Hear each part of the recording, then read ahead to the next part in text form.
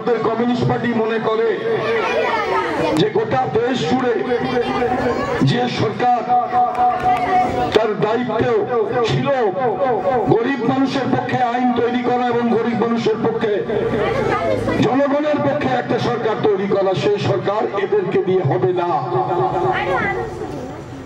এরা বড় লোকদের পক্ষে, ব্যবসায়ীদের পক্ষে, ধনিক শ্রেণীর পক্ষে।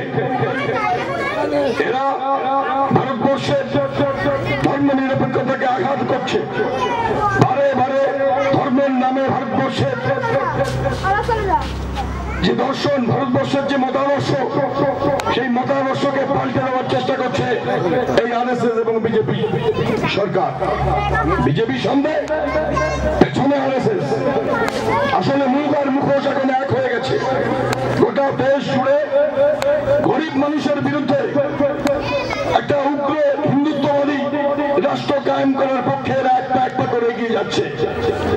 সমস্ত লাভজনক সংস্থাগুলোকে বিরাষ্ট্রীয়করণ করার থেকে শুরু করে দেশে শ্রমিক শ্রেণীর শ্রম নীতিকে বদলে দেওয়া, কৃষকদের ন্যায্য মূল্যে ফসল এবং তাদের কৃষিজাত পণ্যের যে সাবসিডি তাকে তুলে দেওয়া, বেকার ছেলের চাকরি পাওয়ার অধিকারের সাংবিধানিক স্বীকৃতিকে অস্বীকার করা, একের পর এক কল কারখানা রাষ্ট্রায়ত্ত দায়িত্বে তৈরি করার কোন পরিকল্পনা এদের নেই। এরা আদানি সরকার, এরা আম্বানি সরকার, এরা বড়লোকদের সরকার। এবং এই সরকার যে নীতিতে চলছে সেই নীতিতে বড়লোক আরো বড়লোক হবে এবং গরিব আরো গরিব হবে। এবং এদের মদতে, এদের প্রত্যক্ষ মদতে পশ্চিমবঙ্গে আরেকটি সরকার এই রাজ্যে ক্ষমতাসীন, যারা পশ্চিমবঙ্গের সমস্ত ধরনের রাজনৈতিক এবং সামাজিক ব্যবস্থাকে পাল্টে দিতে চাইছে। শুধু অন্যায় দুর্নীতি নয়, ধাপ্পাবাজি, কোলাবাজি থেকে শুরু করে গোটা রাজ্যে এক অরাজকতা শুরু হয়েছে।